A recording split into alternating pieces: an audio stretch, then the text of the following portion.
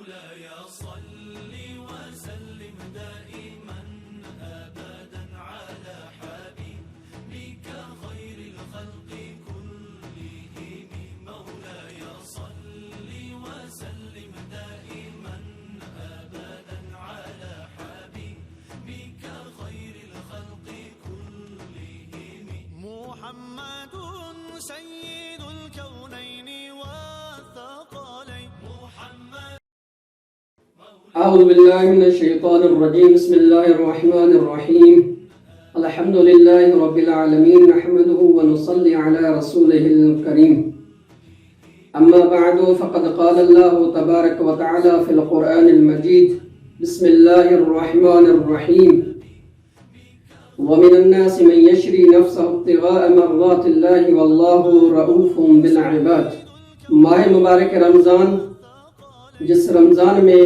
سلسلہ امامت کی پہلی کڑی حضرت علی بن ابی طالب کے شہادت کے ایام کو مد نظر رکھتے ہوئے حضرت علی علیہ السلام کی مناقب اور فضائل کو قرآن کی نگاہ سے کہ اللہ تبارک و تعالی نے علی علیہ السلام کے بارے میں قرآن میں کیا بیان فرمایا ہے۔ سب سے پہلی فضیلت جو ہے اللہ تبارک و تعالی نے فرمایا وَمِنَ النَّاسِ مَن يَشْرِي نَفْسَهُ ابْتِغَاءَ مَرْضَاتِ اللَّهِ وَاللَّهُ رَءُوفٌ بِالْعِبَادِ۔ علی علیہ السلام کی شجاعت، فداکاری اور ایثار اللہ کی راہ میں اسی آیت میں بیان کیا گیا ہے۔ امام زین العابدین علیہ السلام نے فرمایا نزلت فی علی حین بات علی فراش رسول اللہ صلی اللہ علیہ وآلہ وسلم۔ یہ جو آیت ہے اس ٹائم پہ نازل کیا گیا ہے جب علی ابن ابی طالب رسول کے بستر پہ سوئے ہوئے تھے۔ اور دوسری جو فضیلت ہے اللہ نے فرمایا انفاق، اللہ کی راہ میں حضرت علی علیہ السلام کا انفاق کرنا۔ اللہ نے فرمایا انما ولیکم اللہ ورسولہ والذین آمنوا الذین یقیمون الصلاة ویؤتون الزکاة وهم راکعون۔ رسول خدا صلی اللہ علیہ وسلم فرماتے ہیں وعلی ابن ابی طالب اقاموا الصلاة وآتوا الزکاة وهو راکع، یعنی یہ جو آیت ہے علی ابن ابی طالب کی فضیلت میں نازل ہوئی ہے۔ اور تیسری جو فضیلت ہے وہ حضرت علی علیہ السلام کی جہاد اور ایمان ہے۔ سورہ توبہ کی آیت نمبر 19 میں اللہ نے فرمایا اجعلتم سقایۃ الحاج وعمارۃ المسجد الحرام کمن آمن باللہ والیوم الآخر وجاہد فی سبیل اللہ۔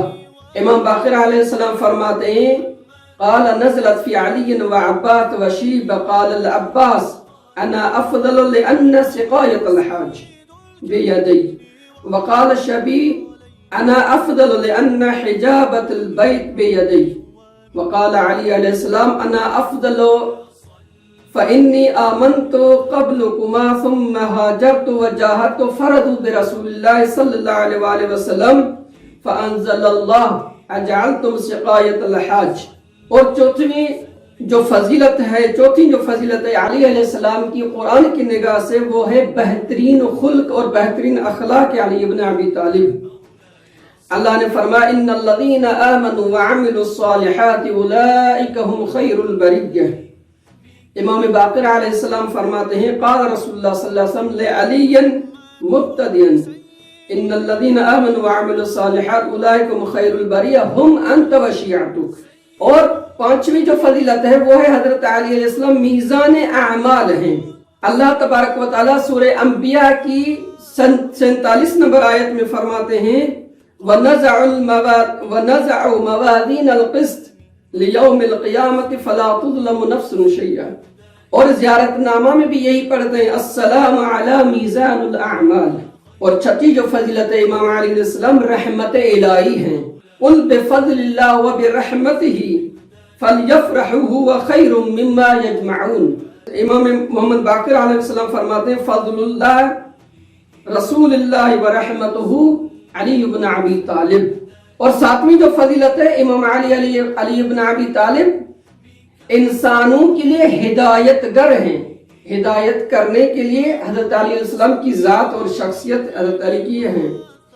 اللہ نے فرمایا انما انت منذر ولکل قوم ہاد۔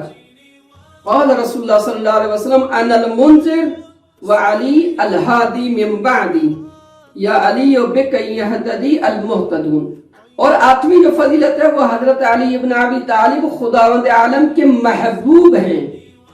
اللہ نے فرمایا یا ایھا الذین آمنوا من یرتد منکم عن دینہ فسوف یأتی اللہ بقوم یحبهم ویحبونہ۔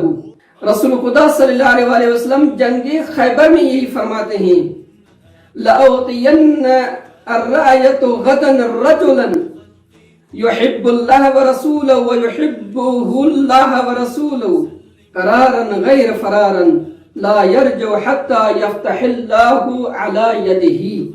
اور نامی جو فضیلت ہے حضرت علی بن ابی طالب اہل ایمان کے لیے محبوب ہیں۔ اللہ سورہ مریم کی آیت نمبر 96 میں یہ فرماتے ہیں ان الذین آمنوا وعملوا الصالحات سیجعل لهم الرحمن ودا۔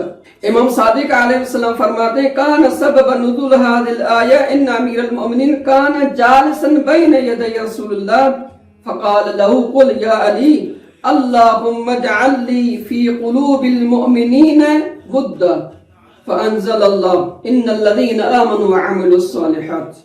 اور حضرت علی علیہ السلام آیے نجوہ پہ عمل کرنے کے مستاقوں میں سے ایک مستاق ہیں۔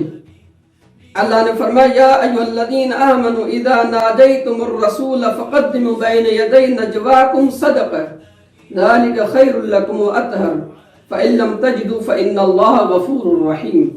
امام علیہ السلام فرماتے ہیں فی کتاب اللہ لآیہ ما عمل بها احد قبلی ولا يعمل بها بعد آیت النجوہ انه كان لي دینار فبعثته بعشر دراهم فجعلت اقدم بین یدی کل نجوہ انا جیہل نبی درہما۔ یہ علی علیہ السلام کی فضائل قرآن کی نگاہ سے خداوند عالم سے یہی دعا ہے کہ حضرت علیہ السلام کی شخصیت کو، حضرت علیہ السلام کی ذات کو سمجھنے اور اس کی سیرت پہ عمل کرنے کی توفیق عطا فرمائے۔ والسلام علیکم ورحمۃ اللہ وبرکاتہ۔